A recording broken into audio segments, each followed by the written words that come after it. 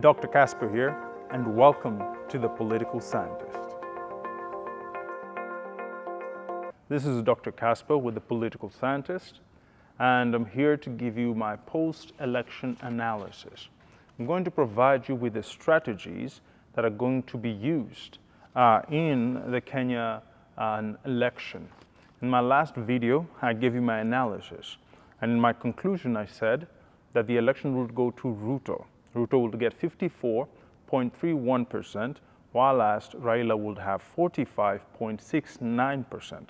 I came to this conclusion by looking at the highest registered county numbers, looking at the coalitions, looking at the value of the coalitions, looking at the ethnic analysis, and then looking at the regional numbers. Okay? So if you want to know more about that, please go watch the previous video.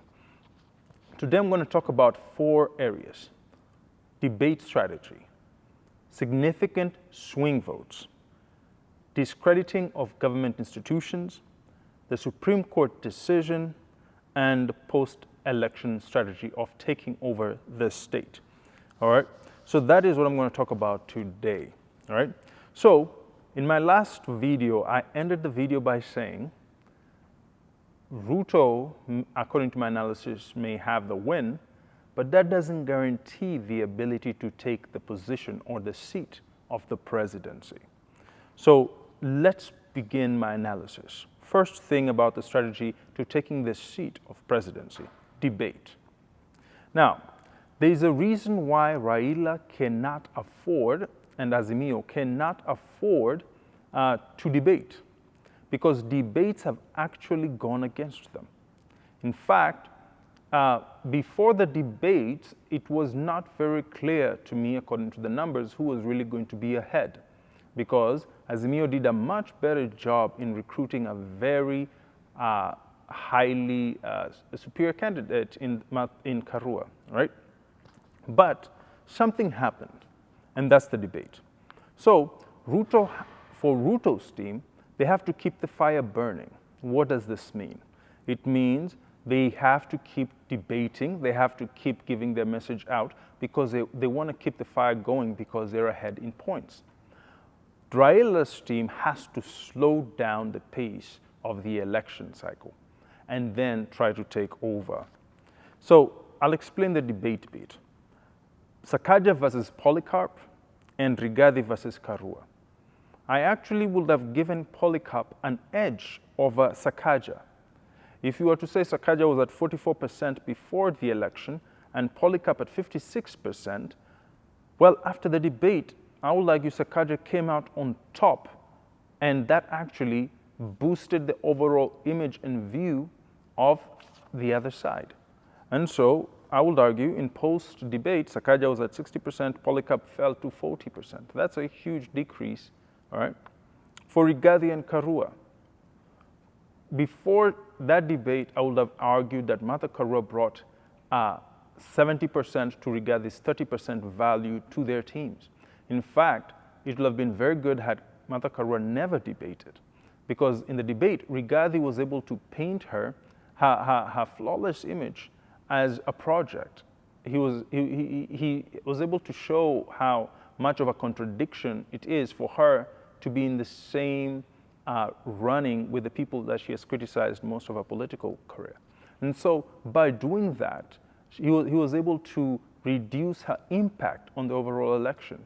And in fact, I would say they are now 50-50. He has reduced the impact of Martha Karua. And that is what has actually been happening. And when the Azimio team saw Kenya Kwanza is benefiting highly from these debates, then the next thing to do is not debate at all. That's what I will say. Do not debate, because the more you debate, the more you are bleeding out on your points. And so clearly the Kenya Kwanza team is much better debaters. They have to do that, right? And so no debate for Kenya Kwanza, for Azimio, for Kenya Kwanza, you have to keep debating and letting your information known in public. So that's strategy 1. Strategy 2, significant swing votes. Right now, Ruto has to continue trying to maintain his Rift Valley stronghold and central Kenya while trying to chip deeply into Western Kenya, right? Because here's the thing. Ruto needs a decisive win to easily enter the seat of presidency. And we will see why, all right? He needs a decisive win. It cannot be 50-50 or close to 50-50. It has to show that he won. Raila, on the other hand, has to maintain the Western Bloc and get into Central and Rift, which at this point I don't think it is possible, right? But when it comes to Nairobi, that's an area of a swing vote where he can try to chip away. So those are the significant swing areas. Nairobi, Western, and Nairobi, Western, maybe Central, but really Nairobi and Western. All right. So that's significant swing votes. Number 3, discrediting government institutions. Now, if you haven't already noticed, and it will continue happening, political analysts on Kenya Kwanza, politicians, political analysts, and those on the Kenya Kwanza team will start to support the IEBC and the courts because they want people to have a positive view of the Kenyan government institutions, so when they make their rulings or when they come out with the election results, that every majority of the Kenyans will believe and stand with those government institutions. However, this is not the case, I would argue, for Azimio. I believe the truth is the analysts, if they're good with empirical science, and some of the politicians are seeing the letters and the writings on the wall. And therefore, you must discredit the IEBC. You must start slowly discrediting the courts just in case things don't go the right way. Why? Because if you don't discredit the IEBC and Ruto comes out and wins as I've predicted, then you will not be able to go to court and argue irregularities and technicalities. And I believe that is already going to start to take place. If you want to know the team that really thinks that they may lose the election, it's the team that will start to discredit the IEBC first and the team that will start to slowly discredit the courts, all right? And so I would argue that is Azimio. I would argue that they're the ones who are going to push a huge agenda through their politicians, through the analysts, to make sure that discrediting starts early, and even if the need is to discredit the media, that's another option. Again, this is political strategy. I'm not talking about necessarily what I think is right or wrong. Now, let's say Azimio is successful. They discredit the IEBC, technicalities are starting to be seen, the leadership of the IEBC is challenged. We go to the courts. Now, here is where things are going to get very interesting, and that comes to who's going to win the Supreme Court decision. With the 7 justices, I'm seeing 3 definitively for Raila, I'm seeing 3 definitively for Ruto, and there's 1 who I'm not so sure. So I'll tell you. In the last election, the Deputy Chief of the Court, Lady Justice Mwilu, voted for technicalities. For smoking Wanjala, we know he voted for technicalities in 2017 also. We know that Justice Isaac, we know that he also did that. So we have 3 judges who are sitting today in the Supreme Court who voted for Raila's team last time in technicalities. So there's a significant group there. On the other side, the only one who voted for the will of the numbers, in other words, they argued if the small technicalities do not affect the overall numbers of election outcome, then as a court, you're not supposed to interfere with the will of the people. I believe only Susan Dungu is the only one who's there. However, I would argue that the Chief Justice, Kome, and Justice Ibrahim will all vote on the other side, okay? So at this point, if, according to my theoretical assertion, Azimio has 3 votes, and this is based on my assertion that Ruto wins, Azimio has 3 votes to Ruto's 3 votes. Then comes Justice William Ouko. He is the swing vote and possibly the gentleman who may decide the next president of Kenya. Now, why is it hard for me to determine how he'll vote? At first, I assumed maybe he would vote for Raila because in many ways, his arguments is related to Raila and other things. But looking further into him, he has been seen to be a person who is very devoted to his faith. He's a Christian. He's even been called a bad ethnic man. In other words, he doesn't make ethnic decisions. So if it's actually true that Honorable Justice William Ouko is not persuaded by ethnicity and other trivial political matters, but will look at the law, then it's very hard to know how he will vote. Now, he was put into power by the current president, who's the chairman of the side of the Azimio. So there's that assumption that, yeah, he will go that way. But it's not clear. So when it comes to the courts, it comes to Ouko. And I don't want to say how he's going to vote. My first time, I was going to say Raila was going to win in case of a Supreme Court petition, 4-3. But reading more into this gentleman, I'm not so sure what's going to happen. All right. Now, what would be therefore my last point? I've given you the courts, I've given you the court breakdowns. I've given you the discrediting of the government institutions, the necessary by Azimio. I've talked to you about the significant swing votes in Nairobi and the Western Bloc. And I've talked about avoiding debate at all costs for the Team Azimio. Now, how do you take government? Okay. Let's look at Ruto versus Raila. Let's look at Kenya Kwanza versus Azimio. Government control. Who has government control? I would argue Ruto's on the outside. He has limited to any government control to be able to take this state. Raila, on the other hand, for the first time in his political career, I would argue, he has the state regime on his side.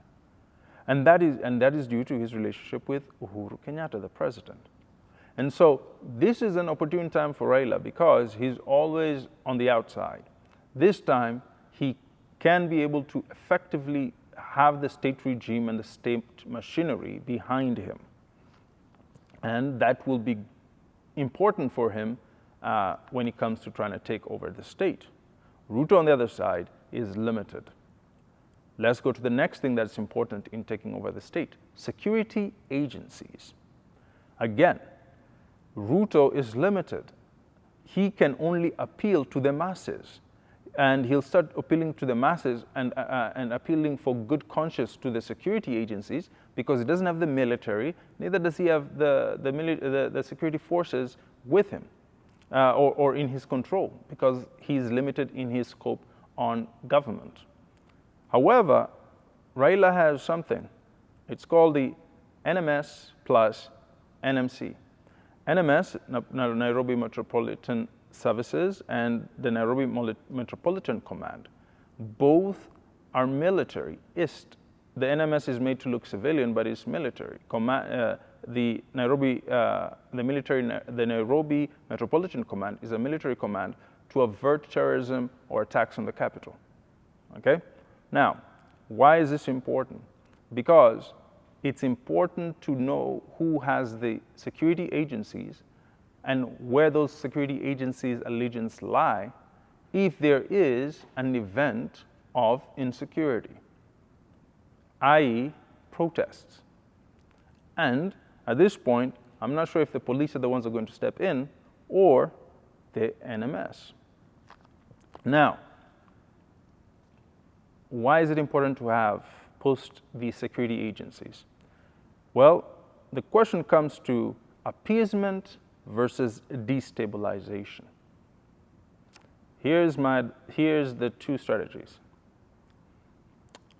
For Ruto, it is in his best interest to make sure that there are no mass protests, there is no insecurity, there is no ruckus on the streets.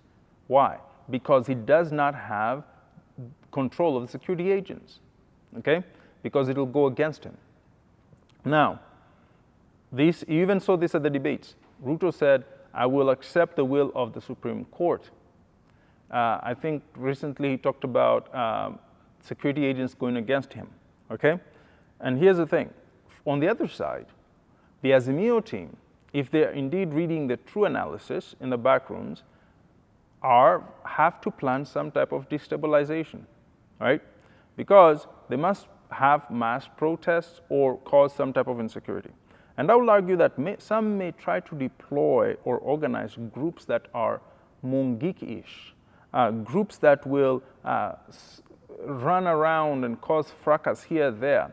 When that happens, then this will give the excuse to deploy military type or paramilitary type personnel to Nairobi and to different places and therefore capture the state. This is the challenge before Kenya Kwanza. And so, what can Kenya Kwanza honestly do?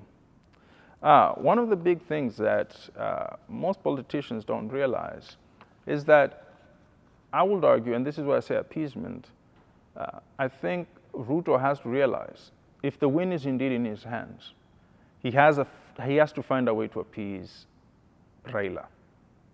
Raila is a political king, all right? And I would argue he's the last political king. You know, political kings control regions and they control entire ethnic groups. When you come to the next level, they're princes. You know, these are the children of the significant politicians of the past. They don't control entire regions. They don't control, they control small factions within regions and small factions within ethnic groups. And then you have the merits. These are people who are followed based on their ability to work, their education, and the rest, okay? So we have three different types of leaders. And there's really no other leaders like a Raila, right? Because here's the thing. Kings don't retire. Kings cannot, or other words, kings cannot be retired. They can only choose to retire, all right? Like Kibaki, all right? So in this case, if Raila has not chosen to retire himself, you're gonna have to deal with him. And so you have to put that as a reality. If you do win the election, he is not going anywhere. And so you have to find something worthy to appease the gentleman in order for him to not cause chaos for you. Now, that's for Team Kenya Kwanza. On the other hand, for Team for Azimio, Azimio is going to capture the state in this case. One, discredit the IEBC. Two, go to the Supreme Court. If the Supreme Court announce the election, cause chaos on the street, delay the elections inevitably, have the state take over until further notice, which will lead to a handshake. On the event that the Supreme Court votes against Azimio, then the next step for Azimio is to cause chaos on the street and lead to a third handshake. Either way, the goal is the third handshake, or if they're able to effectively capture this state, then just kick Ruto out and that will be the end of it. Now, that's my theoretical analysis about what is going to happen in the post-election of Kenya. This is my analysis. You're free to follow it, you're free to analyze it. But what I will say is this to the Kenyans. Misitu ni zile, wanasemanga, nyani ni wale wale, misitu ndio tofauti. Pielo Lumumba says that. And there's another one that they say, when ndovu mbili zikipigana nyasi ndo hulia. In other words, when you have these two giants are going to fight, you know, these two sides are going to fight, but at the end of the day, it is you who's going to get hurt. Whether you love the analysis or you don't, you have to consider the costs of conflict, the cost of following these politicians. And maybe we need to start asking ourselves, what is in the best interest of the Kenyan person? This has been a few minutes with the political scientist. This is Dr. Casper. Until my next analysis, follow, subscribe, and like. Bye-bye.